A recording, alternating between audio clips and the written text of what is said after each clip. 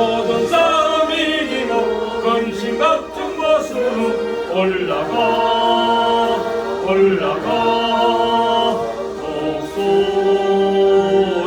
독수리같이 사모하는 자 좋아하는 자 좋아하는 자 즐거워하리라 사모하는 자 걸어봐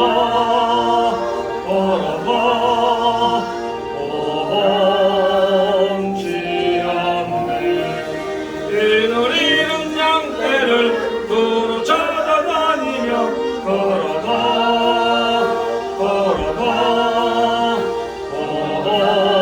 멈지 않네 좋아하는 자 좋아하는 자 좋아하는 자 즐거워하리라 저도랑모하는 자 달려가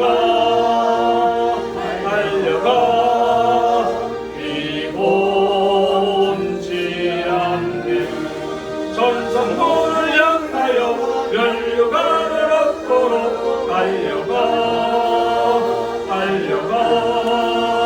비곤지 않네 좋아하는 자 좋아하는 자 좋아하는 자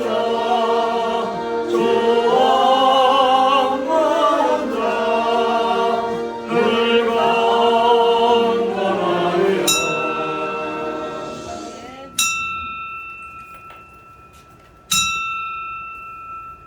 다 같이 묵상 기도 드리심으로 주일 오후 예배 하나님께 드립니다. 다 같이 묵도 드립니다.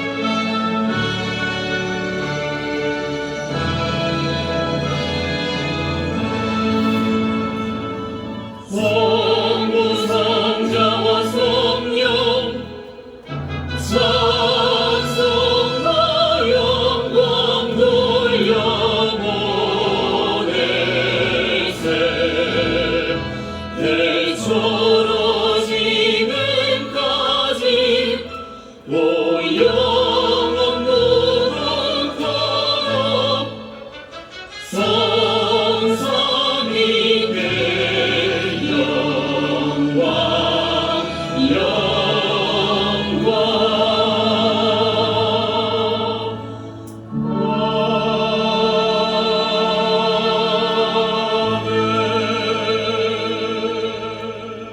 오직 여호와를 앙망하는 자는 새 힘을 얻으리니 독수리의 날개치며 올라감 같을 것이요 다른 박질하여도 곤비지 아니하겠고 걸어가도 피곤치 아니하리로다. 아멘. 다같이 사도신령으로 신앙고백 하나님께 드립니다. 전능하사 천지를 만드신 하나님 아버지를 내가 믿사오며 그 외아들 우리 주 예수 그리스도를 믿사오니 이는 성령으로 잉태하사 동정녀 마리아에게 나시고 본디오 빌라도에게 고난을 받으사 십자가에 못 박혀 죽으시고 장사한 지 사흘 만에 죽은 자 가운데서 다시 살아나시며 하늘에 오르사 전능하신 하나님 우편에 앉아 계시다가 저리로서 산 자와 죽은 자를 심판하러 오시리라. 성령을 믿사오며 거룩한 공예와 성도가 서로 겪는 것과 죄를 사하여 주시는 것과 몸이 다시 사는 것과 영원히 사는 것을 믿사옵나이다. 아멘. 같이 찬송가 392장 부르신 후 이 시간을 위해 박석순 권사님 기도 인도하십니다. 392장 2절 부르고 간주 나갑니다.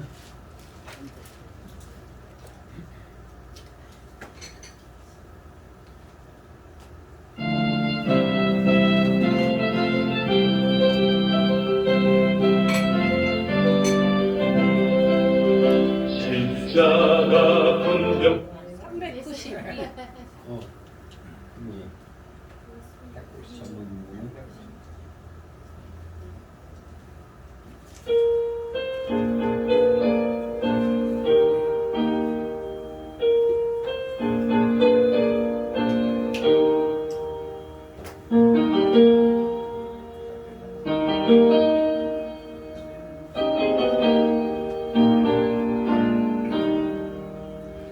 예수의 이름 힘입어서 죄의 번제 이기네 싸움이 크게 벌어질 때 주 은혜로 이기네 늘 깨어 기도하고 늘 힘써 싸우세 주 은혜로 가는 날에 최후의 승리 얻겠네 믿음의 선한 싸움 싸워 죄악 세상 이기네 의심한 지형 닥쳐와도 쉽게 물리치겠네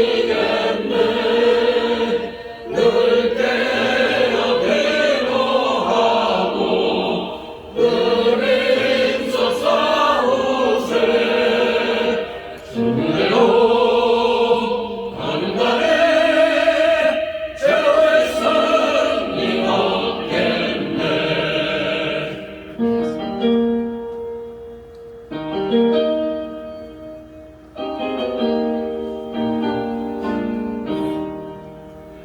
예수의 피로 죄를 씻고 정결하게 되었네 내 맘은 하나님의 성전 나는 자유 얻었네 늘 깨어 기도하고 늘 힘써 싸우세 주 은혜로 가는 날에 최후의 승리 얻겠네 싸움이 맹렬해질 때에 낙심하기 싫으나 어둠 밤 즉시 물러가고 밝은 아침 오리라 늘 깨어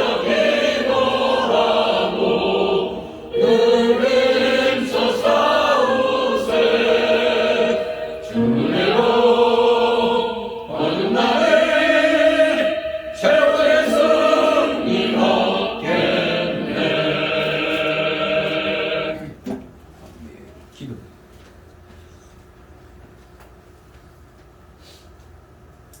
평강의 왕이 되시며 우리의 피난처가 되신 하나님 아버지 주님 은혜와 사랑을 감사드립니다. 지난 한 주간 무더운 폭염과 폭우와 강한 태풍 가운데서도 우리를 눈동자와 같이 도와여 주시고 이렇게 건강한 모습으로 주님 앞에 나와 찬양과 경배 드리게 하시니 감사드립니다. 우리는 그 은혜에 얼마나 보답하고 살고 있는지 우리의 모습을 되돌아볼 때 참으로 부끄러운 모습밖에 없음을 고백합니다. 지난 한 주간 지었던 우리의 죄와 허물을 용서하여 주시옵소서. 말씀으로 새롭게 하시며 하나님의 자녀로서 부족함이 없도록 지혜와 성령 충만을 허락하여 주시옵시고 어디를 가든 무엇을 하든 그리스도의 향기를 날리는 주의 백성들 되게 하여 주시옵소서.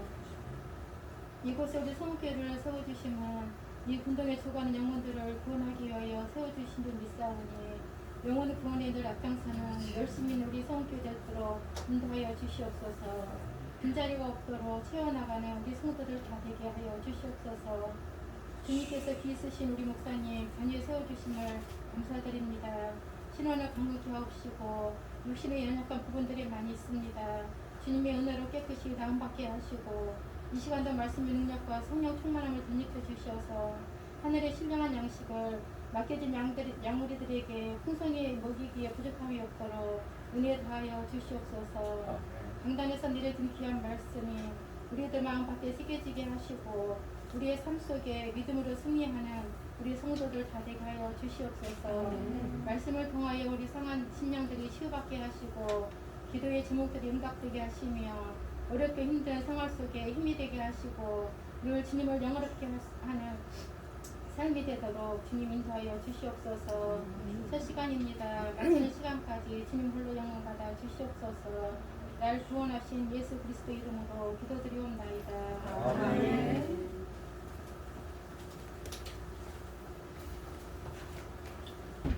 감사합니다. 이 시간 함께 은혜 나눈 말씀은 구약 성경 열왕기하 8장에서 33절까지의 말씀을 보도록 합니다. 열왕기하 6장 페이지 수로 구약 570쪽 되겠습니다. 열왕기하 6장 8절로 33절까지 페이지 수로 570쪽 되겠습니다. 열왕기하 6장 8절에서 33절 교대로 읽습니다. 때에 아람 왕이 이스라엘과 더불어 싸우며 그 신복들과 의논하여 이르기를 우리가 아무데 진을 치리라 하였더니 하나님의 사람이 이스라엘 왕에게 기대하였는데 왕은 상가 아무 곳으로 전하지 마소서. 아람 왕이 그곳으로 나아가자. 이스라엘 왕이 하나님의 사람의 자기에게 구하여 경계한 곳으로 사람을 보내어 방비하기가 한두 번이 아닌지라. 그러므로 아람 왕이 명하여 그 신복들을 불러이르되 우리가 이스라엘 왕이 내게 구하지 아니하느냐. 그 신복 중에 하나가 가로되 우리 주 왕이여 아니로소이다. 어디 이스라엘 선지자 엘리사가 왕이 침실에서 하신 말씀이라도 이스라엘 왕에게 고하나이다. 왕이 가로되 너희는 가서 엘리사가 어디 있나 보라. 내가 오히려 찾으리라. 거기 왕에게 구하여 가로되 엘리사가 무단에 있나이다. 왕이 이에 말과 병거와 많은 군사를 보내매 저희가 밤에 가서 그 성을 에워쌌더라. 하나님의 사람의 수종 있는 자가 일찍 일어나서 알아보니 군사와 말과 병거가 서로 에워쌌는지라. 그 사람이 엘리사에게 구하되 내 주여 우리가 어찌하리까. 대답하되 두려워하지 말라. 우리와 함께한 자가 저와 함께한 자보다 많으니라 하고 기도하여 가로되 여호와여 원컨대 저의 눈을 열어서 보게 하옵소서. 여호와께서 그 사람을 내리시니 저가 보니 불만과 불모가 살해하여 엘리사를 불렀더라. 아람 사람이 엘리사에게 내려오매 엘리사가 여호와께 기도하여 가로되 원컨대 저 무리의 눈을 어둡게 하옵소서 하며 엘리사의 말대로 그 눈을 어둡게 하신지라. 엘리사가 저에게 이르되 이는 그 일이 아니요 이는 그 선고가 아니니 나를 따라오라. 내가 너희를 인도하여 너희의 찾는 사람에게로 나아가라고 저희를 인도하여 사마리아에 이르니라. 사마리아에 들어갈 때 엘리사가 가로되 여호와여 이 무리의 눈을 열어서 보게 하옵소서 하니 여호와께서 저희의 눈을 여심해 저희가 보니 자기가 사마리아 가운데 있더라. 이스라엘 왕이 저를 보고 엘리사에게 이르되 내가 보여 내가 치리이까. 대답하되 치지 마소서. 칼과 활로 사로잡은 자인들 어찌 치리까. 떡과 물을 그 앞에 두어 먹고 마시게 하고 그 주인에게로 돌려보내소서. 왕이 여호와의 남게 들고 저희가 먹고 마시게 놓아보내니 저희가 그 주인에게로 돌아가니라. 이로부터 아람 군대가 다시 이스라엘에 들어오고 공격하니라. 이후에 아람 왕 베나다시 그 온 군대를 모아 올라와 사마리아를 에워싸니 아람 사람이 사마리아에 에워싸고 성경이 크게 죽여 나귀 머리 하나에 80세겔이요 한 군대 4분이 가서 사세겔이라. 이스라엘 왕이 성 위로 통과할 때 한 여인이 외쳐 가로되 나의 주 왕이여 도우소서. 왕이 가로되 여호와께서 너를 돕지 않으시면 내가 무엇으로 너를 도우랴. 가장마다로 말미암아 하겠느냐. 포도주로 말미암아 하겠느냐. 또 가로되 무슨 일이냐. 여인이 대답하되 이 여인이 내게 이르기를 네 아들을 내라. 우리가 오늘날 먹고 내일은 내 아들을 먹자 하매 우리가 드디어 내 아들을 생각하더니 이튿날에 내가 이르되 내 아들을 내라. 우리가 오래가나 그가 나를 숨겼느니라. 왕이 그 여인의 말을 듣고 자기 옷을 찢으니라. 저가 성위로 지나갈 때 백성이 본즉 그 속살에 붉은 배를 입었더라. 왕이 가로되 사밧의 아들 엘리사의 머리가 오늘날 그 몸에 떠있으면 하나님이 내게 원리의 벌을 내리실지라 하니라. 그때 엘리사가 그 집에 앉았고 장로들이 저와 함께 앉았는데 왕이 자기 처소에서 사람을 보내었더니 그 사자가 이르기 전에 엘리사가 장로들에게 이르되 너희는 이 살인한 자의 자식이 내 머리를 취하려고 사람을 보내는 것을 보느냐. 너희는 보다가 사자가 오거든 문을 닫고 문 안에 들이지 말라. 그 주인의 발소리가 그 뒤에서 나지 아니하느냐 하고 우리와 말씀할 때에 그 사자가 이르니라. 왕이 가로되 이 재앙이 여호로부터 왔으니 어찌 더 여호와를 기다리리요. 아멘. 예, 오늘 제목은 눈을 어둡게 하신지라. 눈을 어둡게 하신지라. 바로 6장 18절의 말씀을 가지고 엘리사를 잡으러 왔던 그 아람 군대의 눈이 어둡게 돼가지고 엘리사를 발견하지 못합니다. 결국은 도리어 인도를 받아서 이스라엘의 포위 속에 갇히게 되는 그런 내용인 것입니다. 그래서 아람이 침입을 할 때 오늘 보면 1차 침입이 있고 2차 침입이 있습니다. 그런데 하나같이 하나님이 간섭하시는 것을 우리는 보게 됩니다. 아무튼 적이 대공세를 취해왔지만 마치 장님처럼 제대로 주변을 살필 수가 없게 되어버리는 그런 상황이 일어나는 겁니다. 자, 그러면 오늘 아람의 침입, 그 눈을 어둡게 하신지라, 아람의 눈을 어둡게 하신지라는 제목으로 함께 은혜를 나누도록 합니다. 내용별로 보면 딱 구분이 되죠. 8절에서 23절까지 아람의 1차 침입, 24절 33절로 아람의 2차 침입, 이렇게 두 단락으로 나눌 수 있겠습니다. 아람의 1차 침입, 엘리사를 잡으려는 아람 군대의 눈이 어두워집니다. 자, 8절 10절 있습니다. 때에 아람 왕이 이스라엘로 더불어 싸우며 그 신복들과 변론하여 이르기를 우리가 아무리 아무리 진을 치리라 하였더니 하나님의 사람이 이스라엘 왕에게 기도하여 가로되 남은 산과 아무 곳으로 지나가지 마소서. 아람 사람이 그곳으로 나오나이다. 이스라엘 왕이 하나님의 사람이 자기에게 구하여 경배한 곳으로 상고해 왕비하기가 한두 번이 아닌지라. 아멘. 네. 여기에 내용은 아람 왕이 엘리사를 잡기 위해서 군사를 보냈으나 그 실패한 사건이 기록되어 있습니다. 아람 왕이 이스라엘을 칠 계획을 세우면 그 계획은 신기하게도 엘리사의 예언에 의해 미리 알려져서 이스라엘군은 방비를 하게 되는 겁니다. 이러한 사실을 안 아람 왕은 엘리사를 체포한 후에 이스라엘을 침략할 계획을 세웁니다. 여기에는 아람 왕의 그 어리석음이 부각되어 있습니다. 즉 그는 엘리사 속에서 역사하시는 하나님의 능력을 몰랐던 것입니다. 그리고 엘리사를 대적하는 것이 전능하신 하나님을 대적하는 것인 줄도 알지 못했던 겁니다. 이러한 상황이 이제 14절, 19절에 전개가 되는데 이처럼 어리석음으로 기업을 삼은 아람 왕은 엘리사 한 사람을 잡기 위해서 수많은 말과 병거와 군사를 파견했습니다. 그러나 엘리사를 호위하고 있는 하늘 군대는 산에 가득할 정도로 많았습니다. 우리가 생각해야 될 것은 마태이 26장 53절에 예수님의 말씀을 생각하게 됩니다. 예수님께서는 예수님을 잡으러 온 대제사장 무리에게 누가 용감하게 검을 빼어갖고 대제사장 그 수하의 귀를 베었죠? 베드로죠.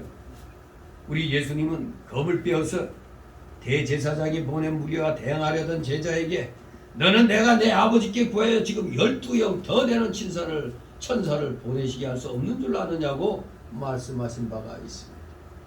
이처럼 하나님께서는 택한 자를 보호하고 계시기 때문에 어느 누구도 하나님의 손에서 그를 취할 수가 없는 것입니다. 결국 아람 군대는 칼 한 번 사용해 보지 못하고 이스라엘 군대의 포로가 됩니다.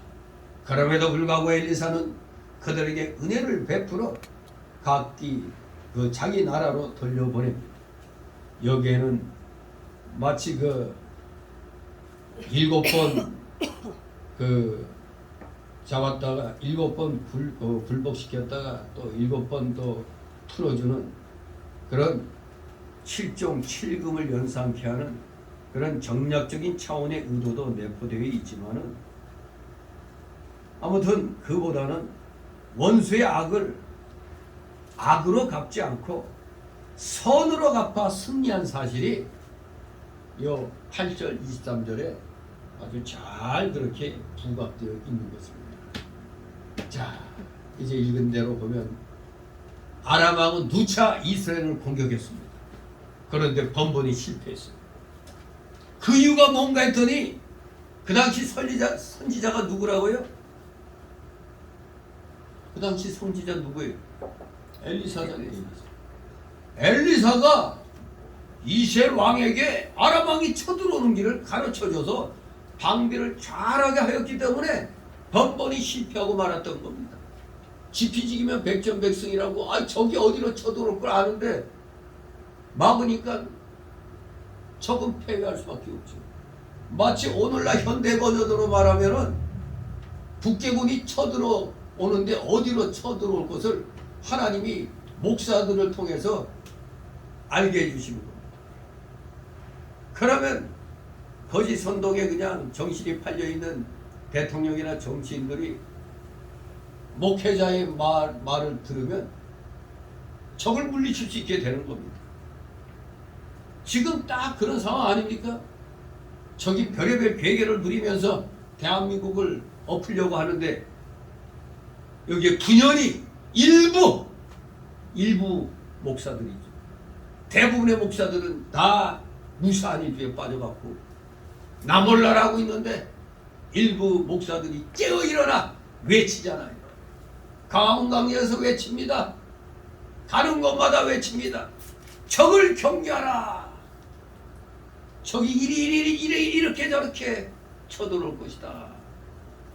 지금 이미 미국 와인버거 국방장관 출신이 그 다음 전쟁은 한반도다라고 얘기했는데 우리 국민들은 아예 생각도 안 하고 있어요. 근데 이걸 깨우쳐주는 사람이 누구예요? 정광훈 목사잖아요. 아예 필름으로 만들어가지고 영상으로 제작해갖고 각성시키고 있잖아요. 딱 지금 엘리사가 한 일을 하고 있어요. 그런데도 목사들은 세상 정치 얘기하는 거 아니야 하고 맨날 성경만 읽고 행동에 옮기지 않고 앉아서 기도만 하고 있어. 앉아서 자기들만 무사한이라는 일만 추구하고 있어요. 그러면 망하는 겁니다. 근데 여기 이스라엘 왕은 현명했죠. 엘리사가 가르쳐준 대로 그래 저기 그쪽으로 와. 엘리사 말대로 선지자 엘리사의 말에 순종해서 나가서 방어를 했어요. 그랬더니 번번이 적은 패퇴하게 되는 겁니다. 오늘날로 말하면 목사들이 뭐 경계해야 된다 조심해야 된다 그러면 헛소리 하지 마라. 너희들은 그냥 교회에서 예배나 드려. 헛소리 하고 있어. 이러고 있다가 어느 틈엔가 대한민국이 80%가 적화되는 일이 지금 일어난 거 아닙니까? 지금 모두 대형교회만 많으면 뭐합니까? 교인들이 깨어있지 못하잖아요. 목사들이 깨지 못하고 외치지 않으니까 어느 틈엔가 교회 안에도 40%가량이 좌경화되어 버리잖아요. 저는 이 엘리사 선지자하고 여기 이스라엘 왕을 보면 요새 말로 궁합이 딱딱 맞은 겁니다. 선지자 엘리사가 이렇게 방어하시고 하니까 왕이 알았습니다 하고 딱 이래야 되는 겁니다. 뭔가 위기 상황이 걸리면 대통령이 우리 선두 주자에선 목사를 불러서 어떻게 하면 좋겠습니까? 이렇게 물어봐야 되는 거예요. 지금 광화문 세력이 애국 세력 아니었으면 대통령 어떻게 당선됐어요? 정말 윤 대통령 될 수가 없었어요.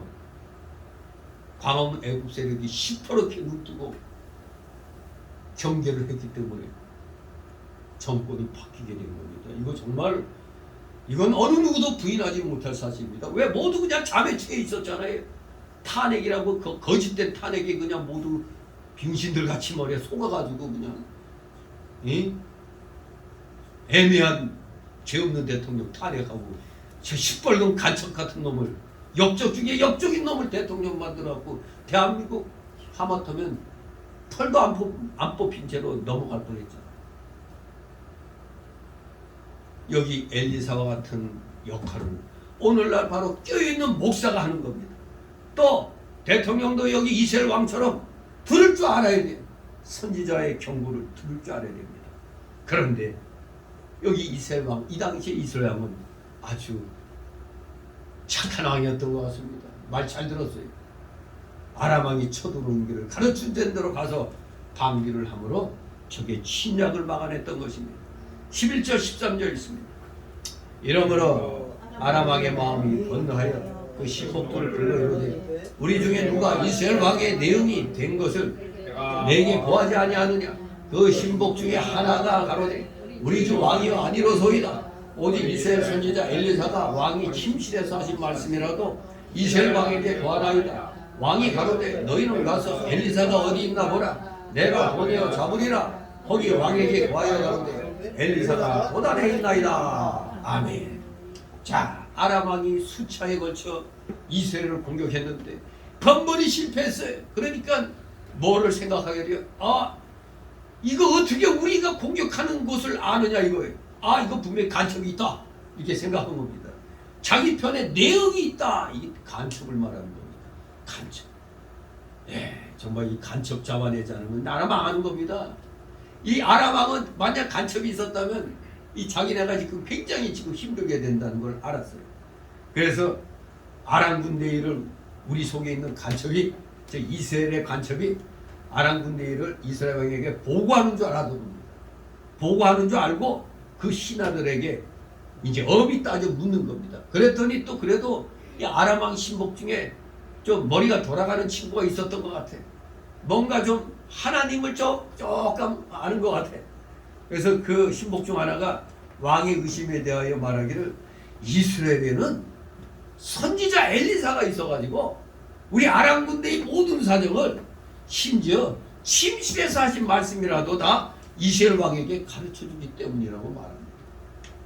바로 이게 영의 일인 것입니다. 우리가 북한에 가보지 못해도 이 세계 돌아가는 이 정세가 눈에 보이는 겁니다. 그러니 위기를 느끼고 국민들을 깨우치는 겁니다. 그리고 정치인들에게 정신 차리라고 말하는 겁니다. 그러니 천기는 구분할 줄 알면서 시대를 분별하지 못해 많은 목사들이 그리고 많은 이 대한민국 정치인들이 그저 눈앞에 있는 그것만 어떻게 하면 내 거 주머니 많이 채울 수 있는가 이것만 생각하고 있는 거예요. 그러나 하나님을 진정으로 섬기는 사람들은 하나님이 영적으로 가르쳐주는 거예요. 영적으로 깨닫게 해주는 거예요. 지금 이 나라는 위기다. 이걸 깨닫게 해주기 때문에 그래서 뭐 할 일이 없어가지고 감옥 3번씩 갔다 오면서 광화문 광장에서 외치겠습니까? 그것도 몇 억씩 써가면서 한 번 집회할 때마다 몇 억씩 써가면서 하겠어요? 하나님이 영적으로 깨닫게 해주기 때문에 이거 잠자고 있을 수가 없기 때문에 외치는 겁니다. 그걸 알아야 돼요. 그런데 정신 나간 목사들은 뒤에서 욕이나 하면서 목사가 왜 정치에 나서 이러고 있단 말입니다. 그런 말하는 목사들은 아마 구약의 선지자들이 하는 일 다 부인해야 될 거예요. 이게 선지자들이 할 일이 없어갖고 이런 거 왜 간섭하냐? 이런 거랑 똑같은 거 아닙니까? 하나님께서는 올바른 믿음으로 말씀대로 순종해 나가는 주의 종들에게는 영적으로 깨닫게 해주는 게 있습니다. 저도 제대로 실천을 못하면서도 항상 이 느끼는 게 굉장히 강렬해요. 이러면 안 되는데. 그런데 그걸 대신 해주는 사람이 생겨났다 이겁니다. 제 마음에 있던 걸 대신 해주는 사람이 이제 정광 목사. 나는 여러 가지로 별 볼 일 없어갖고 실천 못하지만 저렇게 열심히 하니까 얼마나 신이 납니까? 그러니까 나의 할 일은 만나는 사람들에게 깨우치게 하는 겁니다. 목사들한테도 깨우치게 하는 거예요. 그랬더니 전번 그 목회자 수련회 때 나 거기 안기부 출신의 목사가 있었는 줄 몰랐었는데 이 말씀 전하고 나서 그냥 자기가 대한노에 잘했다고 말. 그래 요새 목사들이 이런 말 하나도 안 해주는데 내가 그냥 엄청나게 그냥 빨갱이놈 시키들 하면서 막 이렇게 얘기해 되니까 야 너 진짜 대한노에 잘했다고. 그러면서 나한테 악수를 청하면서 정말로 감사하다고 막 이러고 있더라고요. 그렇습니다. 하나님께서 깨우쳐 주시니까 외치지 않을 수가 없는 겁니다. 엘리사도 하나님이 야 너 가만히 있어 했으면 엘리사가 뭐 움직였겠어요? 빨리 가서 왕에게 알려라. 그래서 방배하여 적을 물리치게 하라 했기 때문에 그때마다 침략할 때마다 이스라엘에게 하나님이 주신 말씀대로 얘기했던 겁니다. 심지어 저 아람 왕이 침실에서 그냥 서건서건대는 것까지도 하나님이 알게 해가지고 이스라엘 왕에게 고하게 했다고. 그 아람 왕 신복 중에 하나가 그래도 깨어 있어갖고 얘기를 합니다. 아무튼 이 아람 왕은 엘리사의 명성을 아직 듣지 못한 것 같습니다. 그러니 그 우매함은 패배를 자초할 수밖에 없었어요. 그는 그저 이 엘리사 손지를 그냥 근동 지역에 널리 퍼져 있는 단순한 그런 점술사들, 오늘날로 말하면 무당 쪼가리들, 그 정계로 알았지 전능하신 하나님의 역사임을 깨닫지 못한 거예요. 평택에 그냥 빨갱이들이 그냥 미군 기지 포위하겠다고 했을 때 완전히 이게 애국 국민들 나오라 그랬더니 애국 국민들이 한 10만 가량이 평택 역사상 처음이라고 그래요. 태극기하고 성조기로 그냥 그렇게 뒤덮인 그런 날이 없었다는데 애국 세력들이 그냥 새까맣게 몰려갔더니 저놈들은 뭐 2만 5천 명이 나와서 뭐 손에 손잡고 미군 부대를 둘러싼다고 그러더니 불과 100명도 안 되는 분들이 나와가지고 무당 하나 세워가지고 무당 국거리를 하는데 골 때리는 일이 일어났대요. 여기서 막 찬송가 부리고 막 그랬더니 무당 춤추다가 갑자기 찬송가 가락에 맞춰가지고 또 그렇게 춥다는 거예요 그냥. 기가 막힌 일이 일어난 거예요. 그냥. 워낙 많은 사람들이 찬송가 불러대니까 무당이 자기 거기에 정신 집중해서 해야 되는데 엉뚱하게 그냥 찬송가 가락에 맞춰갖고 춤췄다니 기가 막힌 일이죠. 아무튼 여기 이 아람 왕은 그저 점술사 무당의 그런 한 사람으로 알았던 겁니다. 엘리사를 대수롭지 않게 생각했는데 번번이 그 공격에 실패하다 보니까 이제 신복의 말이 이제 귀에 들려온 겁니다. 14절 15절 있습니다. 왕이 이의 말과 병과 많은 군사를 보내매 저희가 밤에 가서 그 성을 에워쌌더라. 하나님의 사람의 수종드는 자가 일찍 일어나서 나가보니 군사와 말과 병거가 성을 에워쌌는지라. 그 사원이 엘리사에게 고하되 내 주여 우리가 어찌하리까. 아멘.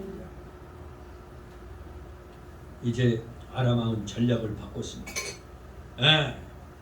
공격할 때마다 우리가 실패하게 만든 원인자를 제거하기로 했습니다. 그 원인자가 누구라고? 선지자 엘리사였습니다. 그래서 아람 왕은 엘리사를 잡으려고 많은 군사와 말과 병거를 동원해서 밤에 가서 엘리사가 있는 도단성을 에워쌌습니다. 근데 우리는 여기서 두 가지 사실이 뚜렷이 대조되어 있음을 보게 됩니다. 여기 15절 16절에 보면 첫째는 사환의 눈을 통한 그 광경이 소개되죠. 15절에 사환은 도단성을 에워싸고 있는 아람 군대만 보고 놀랐습니다. 이와 마찬가지로 영적인 눈을 가지지 못한 모든 사람은 그저 인간적인 눈으로 모든 것을 파악하려 함으로써 큰 낭패를 당하게 되는 것입니다. 이 사화는 내 주여 우리가 어찌하리까 한탄합니다. 왜? 아침에 나가봤더니 뭐야 이게? 새까맣게 그냥 적의 군대가 에워싸고 있는 겁니다. 기가 질려버렸습니다. 아침 일찍이 이게 왜 날벼락인가 하고 아람 군대에게 포위당하는 것을 보고 두려워하여 당황하여 엘리사에게 보고합니다. 16절 17절에 있습니다. 대답하되 두려워하지 말라. 우리와 함께한 자가 저와 함께한 자보다 많으니라 하고 기도하여 가로되 여호와여 원컨대 저의 눈을 열어서 보게 하옵소서 하니 여호와께서 그 사환의 눈을 여시매 저가 보니 불말과 불병거가 산에 가득하여 엘리사를 둘렀더라. 아멘. 엘리사는 사환과는 달랐죠. 아람 군대보다 더 많은 천군 천사 와서 호위하고 있는 것을 보고 담대했습니다. 엘리사의 눈에는 아람 군대보다 수요가 더 많은 하늘 군대를 보고 있었기 때문에 엘리사는 두려워하지 않았습니다. 하나님을 신뢰하는 자의 당당, 이는 쓰러지지 않으리라는 확신에 찬 신앙의 소산이라고 말할 수가 있는 겁니다. 그러면 우리 성도들은 어려움을 당할 때 어려움 그 자체를 보면 안 됩니다. 이 엘리사처럼 그 배후에 역사하시는 하나님의 사역을 우리는 볼 수 있도록 해야 되겠습니다. 배후에 하나님을 봐야 됩니다. 여기 엘리사는 그것을 봤던 겁니다. 그래서 자기 사환에게도 그 사실을 알리고 사환의 눈을 뜨게 하여 그것을 보게 해달라고 기도했던 겁니다. 마침내 하나님께서는 사환에게 신령한 눈을 뜨게 하심에 불말과 불병거가 엘리사를 둘러싼 것을 보고 그제서야 안심했습니다. 역시 우리 사람은 나약해서 내 눈으로 봐야 좀 안심하고자 하는 게 있어요. 내 눈에 보여야 뭐가 된다고 믿는 겁니다. 우리 하나님께서는 이렇게 성도가 위급할 때 천사를 보내어서 지켜주시는 겁니다. 이렇게 신령한 눈을 뜬 자는 영적 세계의 것을 보고 환난과 핍박 중에서도 담대하여 오히려 큰 소망을 가지게 되는 겁니다. 우리 모두 이 엘리사와 같은 이 담대한 믿음을 갖기를 소망합니다. 18절 19절 있습니다.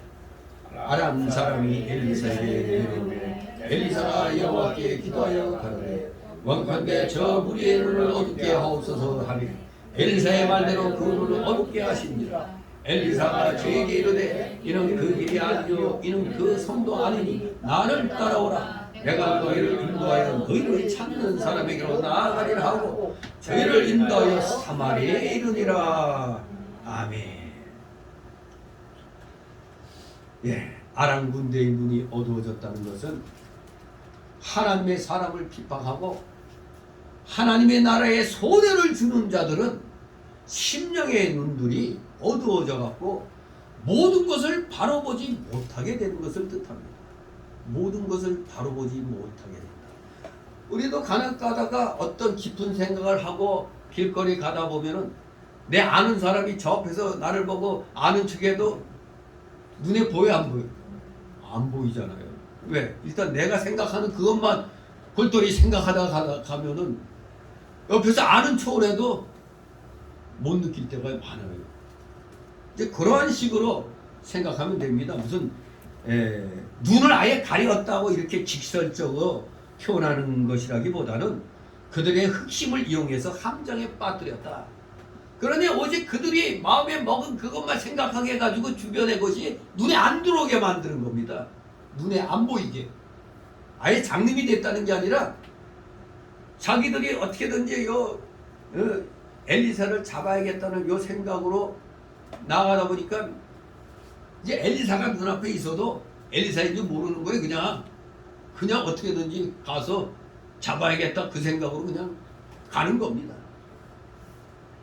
정말로 신령한 눈이 어두워져갖고 모든 것을 바라보지 못하게 되는 것을 말하는 겁니다. 눈을 어둡게 하십니다. 하나님께서는 이렇게 악인들에게 이렇게 역사하십니다. 하나님 나라에 손해를 끼치고 하나님의 종을 대적하며 심령의 눈이 어두워지는 겁니다. 그 대표적으로 바울 되기 이전에 사울일 때, 사울이라는 이름을 갖고 있을 때 예수님 핍박하다가 사도행전 9장에 보면 갑자기 다메섹 도상에서 앞이 안 보였다고 그랬죠. 그때 진짜 장님같이 돼버렸어요. 마찬가지로 이 아람 군대가 제대로 볼 곳을 보지 못하고 그냥 막연히 자기들의 그 목표를 달성하려고 나아가다 보니까 엘리사가 앞에 있는데도 보고도 알지 못하고 자기 나를 따라오라 하니까 그냥 엘리사 있는 대로 인도하는가 보다 하고 그냥 따라가는 겁니다. 그러니까 사람이 어떤 일에 골몰하다 보면 생각 없이 이제 그럴 때가 있어요. 마치 이 많은 군대가 그런 상황이 돼버린 겁니다. 하나님이 역사해버리니까 엘리사를 눈앞에 두고도 몰라보는 겁니다. 그냥 모르니까, 길도 모르니까 이끄는 대로 가다 보니까 어떻게 됐다? 사마리아 성으로 들어가 그야말로 포위가 돼버리는 사면 초과의 상태가 되어버린 겁니다. 20절 23절 있습니다. 사마리아에 들어갈 때 엘리사가 가로되 여호와여 이 우리의 눈을 열어서 보게 하옵소서 하니 여호와께서 저희의 눈을 여시며 저희가 보니 자기가 사마리아 가운데 있더라. 이스라엘 왕이 저희를 보고 엘리사에게 이르되 내 아버지여 내가 치리까 대답하되 치지 마소서. 칼과 활로 사로잡은 지 아인들 어찌 치리까. 물을 그 앞에 두어 먹고 마시게 하고 그 주인에게로 돌려보내소서. 어디가에 식물을 많이 베풀고 저희가 먹고 마시게 놓아보내니 그 주인에게로 돌아가니라. 이로부터 아람 군대의 부대가 다시는 이스라엘 땅에 들어오지 못하니라. 아멘. 예. 여기 참으로 적을 이기는 길은 칼과 무력이 아니라 적의 마음을 사로잡는 자비와 사랑임을 우리는 깨닫게 됩니다. 완악한 심령의 소유자를 그리스도께 굴복시키는 것은 정연하고 이지적인 논쟁의 승리가 아니라 그 사람의 심령을 변화시킬 사랑인 것입니다. 여기 이 아람 군대가 정말로 마지막 순간에 이판삼판 어차피 포위돼 갖고 다 죽는다 생각하고 최후의 반항을 했더라면 어떻게 되겠어요?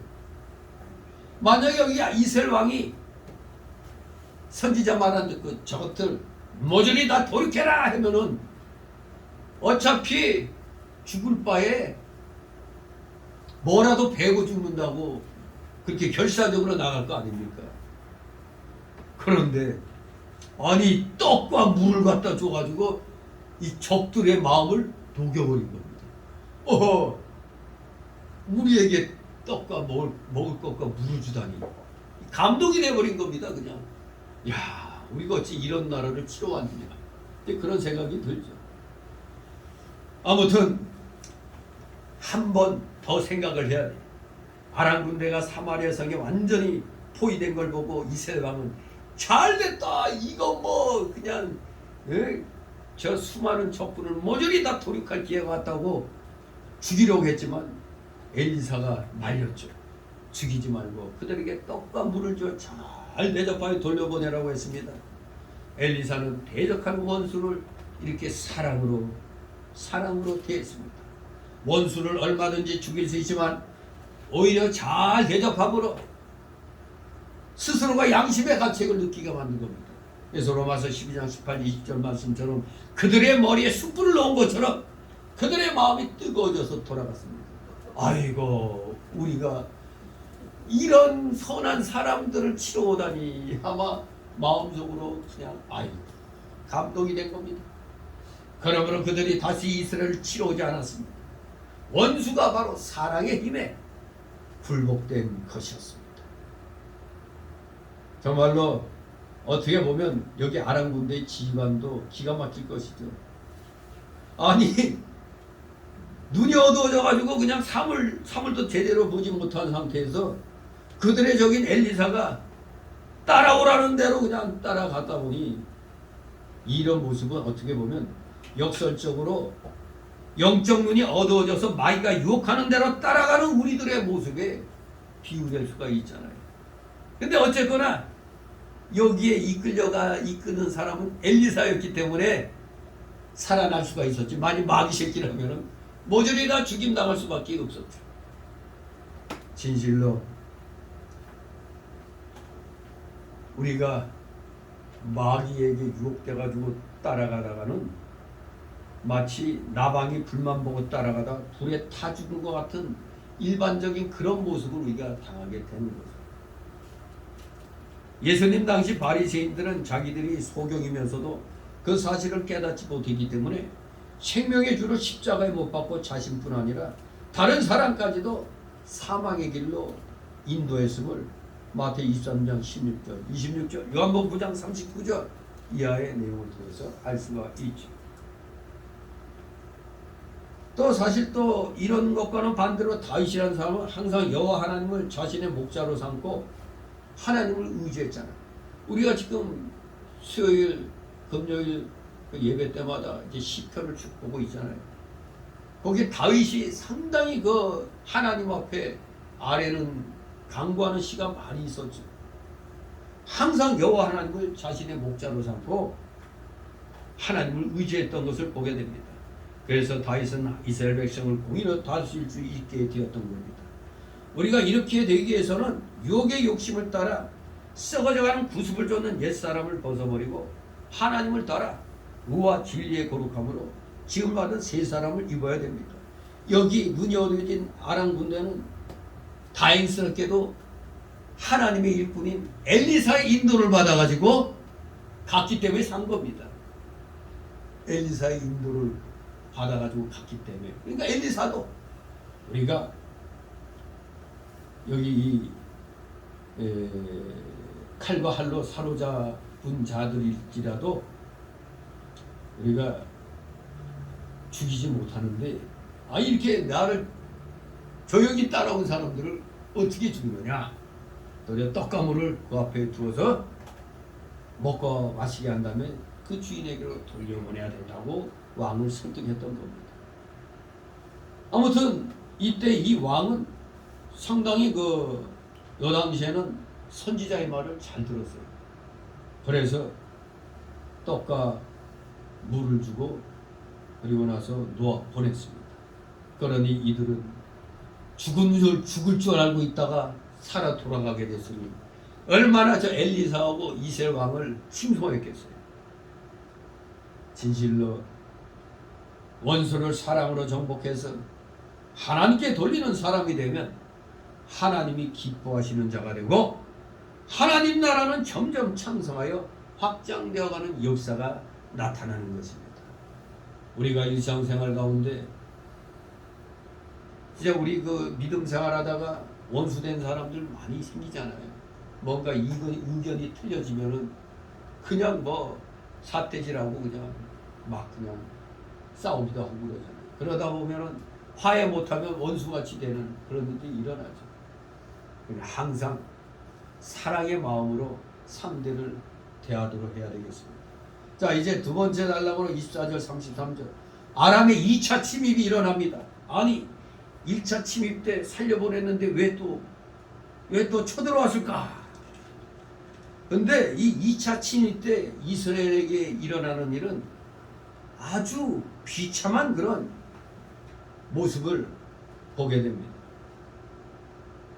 너무 비참하죠. 여기 이 모습들을 보면 사마리아 성중에서 식량이 없어가지고 아이들을 서로 돌아가면서 오늘은 네 집 아이, 내일은 내 집 아이 이렇게 잡아먹는 그런 일이 일어났던 겁니다. 아람의 2차 침입 때. 자, 아무튼 이 내용을 이제 어찌하여 이런 일이 일어나는가. 1차 때 은혜를 베풀어갖고 다 살려보냈는데 왜 또다시 또 침입해 왔을까? 자, 24절 25절 있습니다. 이후에 아람 왕 베나다시 온 군대를 모아 올라와서 사마리아를 에워싸니 아람 사람이 사마리아를 에워싸므로 성중에 크게 죽여서 나귀머리 하나에 은 80세겔이요 합분태 4분 1갑에 은 5세겔이라. 아멘. 자, 이후에 그랬어요. 이제 어느 정도 시간이 지난 후에 즉 와예히 아하레케 이 말을 이후에라고 번역했는데 이 히브리어 와예히 아하레켄이란 말은 일반적으로는 단순한 접속사로 사용이 됩니다. 단순 접속사예요. 즉 이는 앞의 사건에 연속되는 사건을 소개하는 게 아니라 단순히 어떤 이야기를 서술하기 위해서 사용된 접속사에 불과한 겁니다. 따라서 본절 이유는 본절 앞의 사건과 연관에 있는 어떤 연대기적인 서술이 아니라는 것을 알아야 됩니다. 앞의 사건에 이어서 또 다시 이렇게 계속 이어지는 게 아니라 이거죠. 아무튼 아람 왕 베나닷이 또 온 군대를 거느리고 와서 사마리아 성을 에워쌌습니다. 그러므로 사마리아 성이 크게 굶주려 죽을 지경이 되었습니다. 한동안 침략하지 않던 아람 군대가 왜 다시 쳐들어왔습니까? 그것은 이스라엘 백성이 하나님 앞에 범죄했기 때문입니다. 하나님 앞에 범죄했기 때문에 하나님이 징계하시기 위해서 다시 아람 군대를 쓴 것입니다. 왜 우리가 은혜 베풀어줬는데 왜 또 다시 또 잊지 그 옛날 은혜 받은 거 잊어버리고 또 쳐들어왔느냐고 하소연할 게 아닙니다. 하나님 앞에 범죄하니까 하나님이 이놈들이 아직도 정신 못 차렸네 하고 다시 군대를 일으켜 아람 왕이 치게 합니다. 아무리 하나님의 사람이 원수를 사랑으로 이겨서 태평케 했을지라도 또 백성들이 범죄하니까 하나님께서 다시 원수를 일으켜 그 손에 붙인 것입니다. 그랬더니 이제 사마리아 성은 난리 났습니다. 모두가 굶주림에 그냥 이제 허덕이게 됩니다. 왜? 적이 성을 둘러싸 버렸으니까. 어떻게 사회 경제가 어려워졌느냐? 나귀머리 하나에 은 80세겔이요 합분태 4분의 1값에 은 5세겔이라 이렇게 얘기합니다. 나귀머리 이 평소에는 먹을 만한 가치가 없는 겁니다. 우리 대한민국 사람들이야 또 먹을 수 있겠지. 소머리국 맛있게 먹잖아요. 소머리국 뭐 여기 보니까 뭐 몇 팩에 뭐 얼마 이렇게 또 싸게 막 파는데 소머리국 맛있죠 뭐. 근데 아직 우리나라에 나귀머리국은 못 들어온 것 같아. 그러니까 아무튼 이 나귀머리는 평소에는 먹지 않는 겁니다. 먹을 만한 가치가 없어요. 그러나 양식이 핍절되니까 어떻게 돼요? 은 80세겔의 고가가 되어버렸어요. 하잘것없는 나귀머리가 은 80세겔이나 됩니다. 은 1세겔은 11.4g인데 은 80세겔은 912g이 되죠. 은이 912g. 오늘날 시가로 따지고 본다면 뭐 약 40만 원쯤 된다고 그러는데 뭐 지금 은이 얼마인지 모르겠네. 우리 그 보통 때 뭐 금도 5만 원, 10만 원 할 때 얘기로 치면은 이 은 1세겔은 은 80세겔은 약 40만 원. 그러니까 이 나귀머리 하나 먹으려고 40만 원을 줘야 돼. 4, 50만 원을. 우리 소머리국 먹으려고 4, 50만 원 내겠어요? 근데 먹을 게 없으니까 이만큼 지금 핍절되어 있는 겁니다. 또 합분태로 번역된 히브리어 디브요님, 합분태란 게 뭐냐면 비둘기 똥이란 뜻을 갖고 있어요. 합분태. 즉 비둘기 똥이란 뜻인데 즉 비둘기 똥같이 생긴 콩을 말하는 겁니다. 콩의 생김새가 비둘기 똥같이 생겼다는 거예요. 그래서 합분태라고 디브요님이라고 그러는데 또 어떤 학자는 오니도 갈룸이라는 식물의 둥근 뿌리를 말한다고 얘기해요. 합분태를. 누구는 비둘기 똥같이 생긴 콩이다. 또 누구는 오니도 갈룸이라는 식물의 둥근 뿌리다. 이렇게 말합니다. 이 합분태 한 갑은 1.3리터라고 해요. 한 갑이. 근데 그것의 4분의 1이 은 5세겔이면은 현재 시가로 계산하면 약 한 3만 원 돈. 25,000원, 3만원에 해당되는 겁니다. 아니 합분태 한 갑에 4분의 1인데 이게 3만원 돈 되면은 무지하게 비싼 거죠. 우리 쌀 20kg에 그냥 뭐 저 5, 6만원 하나? 4, 5, 7만원? 6, 7만원. 보통 전에는 4, 5만원 했잖아요. 그냥. 근데 아니 이거 합분태 그거 1.3L에 4분의 1밖에 안 되는데 그게 3만원 정도 된다? 아 그게 진짜 기가 막힌 거죠. 1.3L에 4분의 1. 1.3L. 우리 저 물 큰 병이 2L 아니에요? 2L짜리. 거기에 한 70% 정도 아니야 한 60% 정도 담긴 콩같이 생긴 게 3만원 돈 한다니 엄청 비싼 거죠 이거.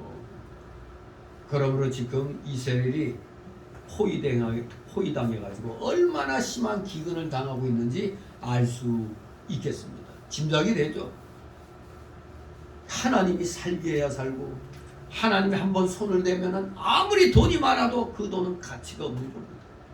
생명이 하나님께 있고 물질로 사는 게 아닙니다. 하나님으로 더불어 우리는 사는 것입니다. 26, 29절 있습니다. 이스라엘 왕이 송이로 통과할 때 한년이 외쳐 가로되 나의 주 왕이여 도우소서. 왕이 가로되 여호와께서 너를 돕지 아니하시면 내가 무엇으로 너를 도우랴. 타작마당으로 말미암아하겠느냐 포도주 풀로 말미암아하겠느냐. 너 가로되 무슨 일이냐. 여인이 대답하되 이 여인이 내게 이르기를 네 아들을 내라. 우리가 오늘날 먹고 내일은 내 아들을 먹자 하며 우리가 드디어 내 아들을 삶아 먹었더니 이튿날에 내가 이르되 네 아들을 내라. 우리가 먹으리라 하나 저가 그 아들을 숨겼나이다. 아니 지금 읽으면서 기가 막히지 않아요? 아무리 심령이 기근에 허덕인다고 자기의 새끼를 잡아먹어. 와, 그 로마가 예루살렘을 포위했을 때 먹을 게 없어가지고 못 먹고 굶주리다가 자기 품 안에 하는 아이가 착각이 일어나서 이게 닭고기처럼 보여갖고 애기를 삶아 먹은 그런 일이라. 근데 여기 열왕기 하에 보니까 또 엘리사 시대 때 이런 일이 일어난 겁니다. 서로 오늘은 너의, 내일은 나의. 이렇게 애기들을 잡아먹자고 합의 보고 그렇게 했는데 네 아들 내놔라 그랬더니 약속을 안 지켰다고 지금 왕에게 호소하는 겁니다. 아 기가 막히죠. 정말로 사마리아 성이 말할 수 없이 심한 기근을 당할 때 극기야는 여기 기록된 대로 자식을 삶아 먹는 일까지 있었다 이겁니다. 예선 레기 26장 29절, 신명기 28장 53절 57절 말씀처럼 이루어진 겁니다. 그러나 아들을 삶아 먹은 것은 믿음을 떠나 행위며 짐승과 같은 행동인 것입니다. 둘 다 죽을 바에는 하나만 죽고 하나는 더 살아보자고 해서 아들을 잡아먹은 겁니다. 이런 인간이길 포기한 거죠. 이것은 남이야 죽든지 살든지 나 하나만 살면 된다는 이기주의 극단적인 개인주의인 것입니다. 요즘도 자기가 살기 위해서 남을 죽이는 사람이 많이 있죠. 누구? 딱 떠오르는 자 있죠. 나만 살면 돼. 맹맹이 있잖아요. 찐맹이. 나만 살면 돼. 자기가 잘 되기 위해서 다른 사람을 매장하고 다른 사람의 것을 사기 횡령하는 사람이 있다 이겁니다. 다른 사람을 죽을 구덩이에 몰아넣으면 자기가 살고 안 몰아넣으면 자기가 죽을 경우에 다른 사람을 죽을 구덩이에 몰아넣는 것이 오늘날의 이 썩어빠진 이런 세상의 흐름인 것입니다. 특히 정치계에서 많이 일어나고 있죠. 장차 말세 환란의 때에 마태복음 10장 21절 24장 10절에 아들이 아버지를 죽는데 내어주고 어머니가 딸을, 딸이 어머니를, 며느리가 시어머니를, 시어머니가 며느리를, 아버지가 아들을 죽는데 내어준다고 했습니다. 환란의 때, 말세. 환란의 때는 자기가 살기 위해서 가까운 사람이라도 잡아주는 겁니다. 자기가 죽더라도 형제를 사랑하고 아끼는 마음이 있어야만 안 내어줄 수가 있는 것입니다. 다른 사람의 생명을 자기 생명같이 귀히 여기고 자기가 죽어도 다른 사람을 살리고 아끼는 정신이 있어야 돼요. 이게 우리 기독자의 정신이 되어야 됩니다. 기독자의 정신. 6.25 때 자기가 살려고 자기 교회 목사를 고발해가지고 인민재판에 붙여서 직접 교인들이 때려 죽이게 만든 이런 일들이 일어났죠. 이게 우리나라 역사 6.25 때는 이런 일이 일어났다 이겁니다. 이게 그것도 고흥에서 그때 어느 집사. 그런데 세월이 흘러 장로가 됐다나. 참네. 어떻게 장로가 될 수 있어? 자기 교회 목사를 갖다 인민군에 내어줘서 때려 죽게 만든 자가. 회개했다 그래도 장로 될 자격이 안 되는 거죠. 그거는. 안 되는 겁니다. 아무튼 우리 기독교인들은 나를 희생해서라도 남이 살아갈 수 있도록 해줘야 되는 겁니다. 그게 우리 기독자의 정신인 것입니다. 30절 있습니다. 왕이 그 여인의 말을 듣고 자기 옷을 찢어내라. 저가 성위로 지나갈 때 백성이 먼저 그 속살에 군군대를 들었더라. 아멘. 백성이 이런 소리를 하니 왕의 마음이 어떻게 되겠습니까? 왕이 송사하러 온 여인들의 말을 듣고 너무너무 참담해서 자기 옷을 찢었습니다.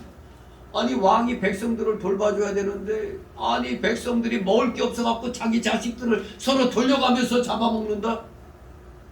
이럴 수가 있습니까 이게?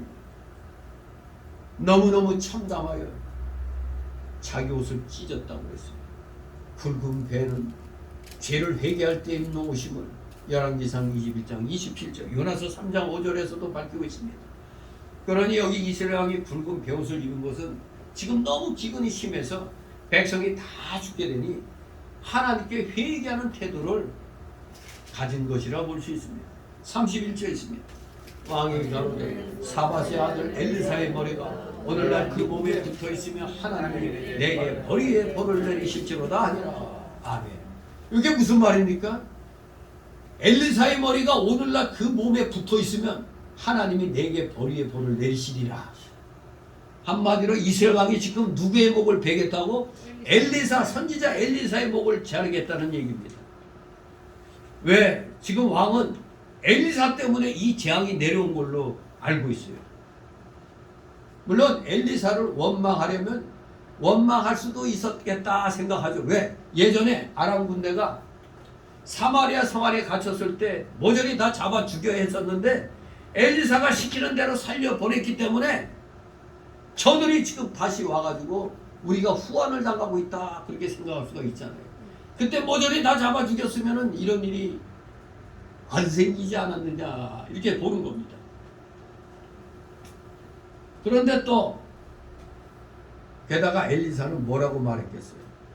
백성들이 회개하지 않고 여전히 죄를 짓고 나가니까 하나님이 아람 군대를 다시 보낸 것이라 선지자다운 말을 했을 거 아닙니까? 왜 어떻게 아람 군대가 또 쳐오느냐 하니까 엘리사는 선지자니까 백성들이 다시 죄를 지으니까 하나님이 분노하셔갖고 다시 아람 군대를 보낸 거 아니냐? 이 말에 이스라엘 이런 말을 만약에 왕이 들었으면 승질 나겠죠.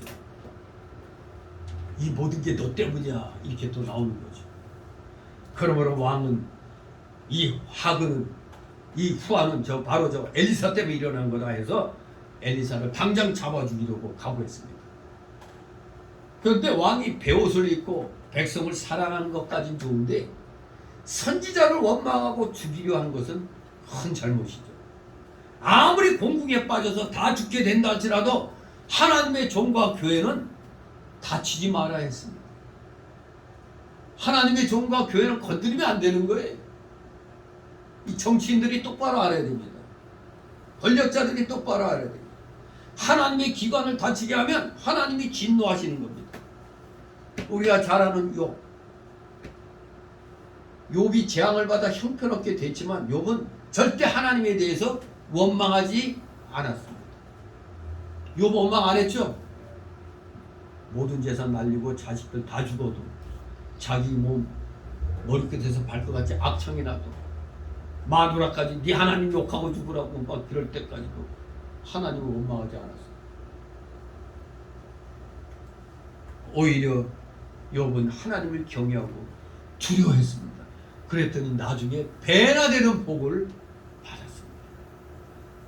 다윗은 사울이 자기를 죽이려고 따라다녔지만 하나님께 대해서나 하나님의 기름 부은 악을 언제나 아끼고 귀히 여겼잖아요.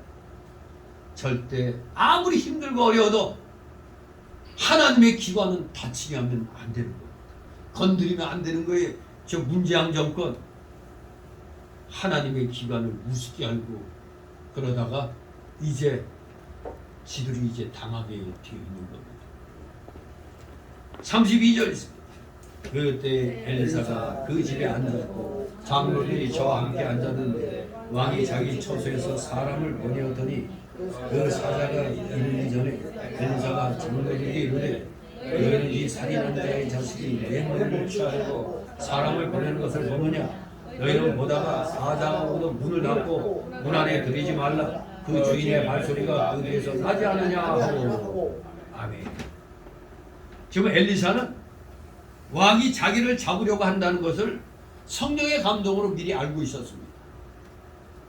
살인한 자의 자식이 내 머리를 취하려고 사람을 보내는 것을 보느냐. 살인한 자의 자식은 바로 이스라엘 왕 여호람을 가리킵니다. 그래서 미리 알고 있던 엘리사는 만약 왕의 사자가 오거든 문을 닫고 문 안에 들이지 말라고 그랬습니다. 즉 엘리사를 잡으러 오는 왕의 사자들이 오거든 집에 절대 들이지 말라는 겁니다. 왜 그랬느냐? 이유가 있었죠. 이미 그 뒤까지도 내다보고 있었어요.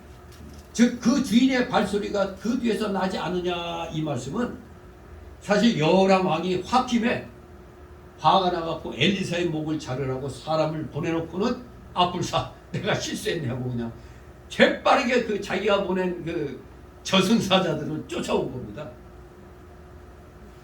그 사람을 보내놓고는 곧 뉘우치고 엘리사가 혹시라도 죽을까봐 급히 따라오고 있는 중이었다 이겁니다. 그런데 그것까지도 하나님이 깨닫게 한 겁니다.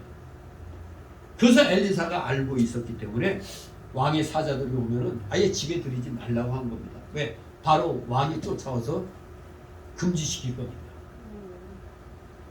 그러므로 잠시만 있으면 왕이 와서 죽이지 말라고 할 것이기 때문에 사자를 문에 들이지 말라고 한 겁니다.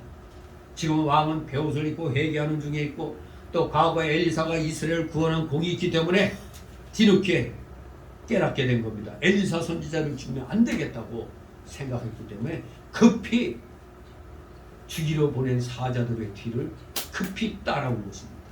33절 있습니다. 무리가 말씀할 때에 그 사자가 이르되 왕이 가로되 이 재앙이 여호와께로부터 나왔으니 어찌 더 여호와를 기다리뇨. 아멘. 네, 왕이 깨달았습니다. 이 아람의 두 번째 침입이 이게 우리가 죄를 지음으로 말미암은 하나님의 징벌이라는 걸 알았어요. 여호와께로부터 이 재앙이 온 줄을 알았다 이겁니다. 여호와의 시킨 것이 아니면 재앙이 임하지 않는다고 아모스 3장 6절에 말씀합니다. 성도들은 재앙이 임할 때 여호와께서 주신 줄 알고 여호와께서 주신 자를 달게 받으면서 회개해야 됩니다. 다른 사람을 원망하며 인본주의로 생각하지 말고 우리 모두 안 좋은 일이 생겼으면 이것은 뭔가 내가 깨닫지 못하는 그런 일을 하나님이 깨닫게 해주시려고 하는구나. 그래서 이 재앙이 여호와께로부터 왔다고 믿어야 하는 겁니다. 어떤 재앙을 만나든지 하나님께서 자기를 회개시켜서 더 좋은 것을 주려고 주신 줄 알고 참는 자가 복을 받는 것입니다. 부안해동하지 말라 이겁니다. 오도방정 떨면 안 된다 이겁니다. 아이고 하나님 내가 잘못한 거 없는데 이거 너무하십니다. 뭐 유행가 한 가락 뽑아? 너무합니다. 그렇게 하면 안 돼요. 좀 기다릴 줄 알아야 돼요. 무슨 뜻이 있을까? 뭔가 뜻이 있겠지. 내가 뭐가 잘못한 거, 그것 때문에 그런 건가? 그것을 찾아 회개해야 돼요. 그러면 더 좋은 것을 받게 되는 겁니다. 에레미야가 3장 24절 26절에 내 심령에 이르기를 여호와는 나의 기업이시니 그러므로 내가 저를 바라리라 하도다. 무릇 기다리는 자에게나 구하는 영혼에게 여호와께서 선을 베푸시는도다. 사람이 여호와의 구원을 바라고 잠잠히 기다림이 좋도다.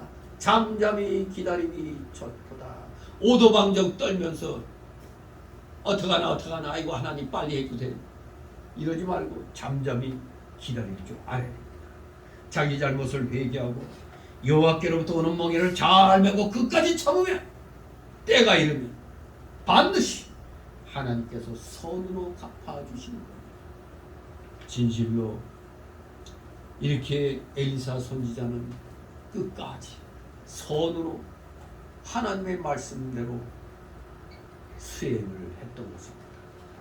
그러니 여호람 이스라엘 왕도 그것을 깨닫게 된 겁니다. 우리가 잘못했기 때문에 하나님께로부터 이 재앙이 왔구나. 이것을 깨닫게 해주시는 자가 또 하나님이 쓰시는 선지자 엘리사랍니다. 엘리사 선지자의 말을 잘 들었더니 우리가 지난번에 얼마나 많은 아람의 공격을 받았어요. 그런데 하나같이 선지자 엘리사가 가르쳐주는 대로 방비를 했더니 적을 다 물리쳤잖아요. 그러니 이번에도 이제는 엘리사에게 이제 아람 왕이 또 아람이 아니라 이 여호람 왕이 이제 엘리사에게 또 이 일이 이제 하나님을 통해서 해결될 것을 이제 기다리게 되는 겁니다. 뒤에 그 7장에 보면은 네 문둥병자의 얘기가 나옵니다. 네 문둥병자가 야 이 아람 군대가 모조리 다 떠난다 해가지고 기쁜 소식을 이 네 문둥이들이 전함으로 말미암아 또다시 이 이스라엘은 아람의 침략으로부터 이제 다시 평온을 찾게 되는 겁니다. 아무튼 선지자의 얘기를 선지자의 그 말을 귀담아 잘 들으면은 기적이 일어나는 겁니다. 네 문둥병자들을 통해 가지고 기적이 일어났던 거 아닙니까? 정말로 전쟁이 장기화됨에 따라 포위당한 이스라엘 백성들 극심한 기근과 경제적 궁핍에 시달렸습니다만 이제 선지자의 말에 순종하니까 기근이 해결되고 정상적인 경제 활동이 이루어진다. 그리고 또 이 엘리사의 말을 믿지 못하는 한 장관에게 심판을 또 예언합니다. 그래서 엘리사의 예언은 그 당시 사마리아 성의 형편을 고려해 볼 때 사실 도무지 성립이 될 수가 없는 성취될 수 없는 그런 예언이었습니다만 하나님께서 너무나 쉽게 그 엘리사의 예언을 성취를 시키십니다. 아무튼 정상인도 아닌 네 문둥병자를 통해서 이제 이 모든 일들이 해결이 됩니다. 그게 이제 7장의 그 내용이 되겠습니다. 아람 왕도 이 여호람 왕도 이제 하나님께로부터 이 재앙이 온 줄 알고 이제 엘리사를 이제 신뢰하게 되며 이제 그 하나님의 기적을 이제 기대하게 되는 것입니다. 우리 모두 참을 때 하나님의 역사가 일어난다는 걸 기억하시 바랍니다. 우리 모두 현실적으로 어려운 일 만나고 있습니까?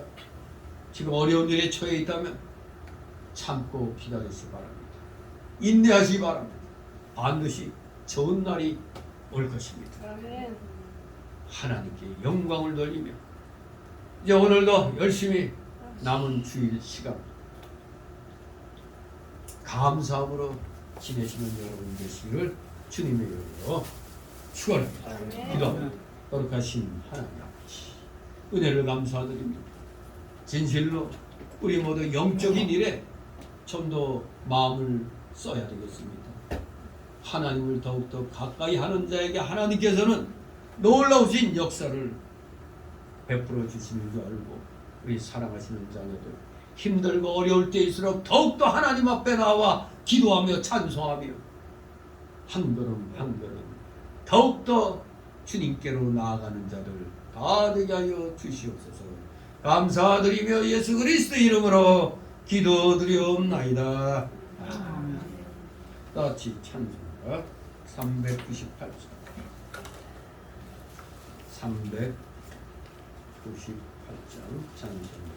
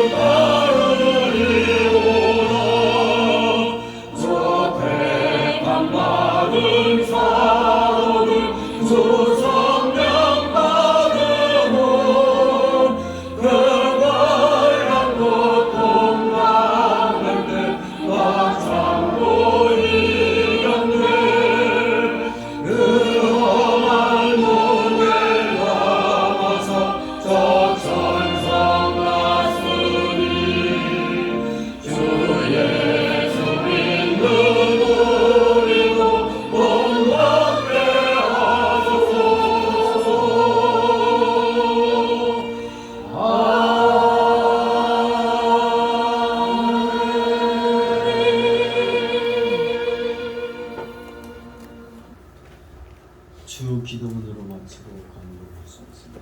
하늘에 계신 우리 아버지, 이름이 거룩함을 받으시오며 나라의 마옵시며 뜻이 하늘에서 이룬 것 같이 땅에서도 이루어지이다. 오늘날 우리의 원하는 주를 줍시고 우리가 우리 죄 중에 사유도 하지 우리 죄를 사유 줍시고 우리 시험에 들게 하지 마옵시고 다만 악에서 구하옵소서. 내게 나라와 권세와 영광이 아버지께 영원히 있사옵나이다. 아멘.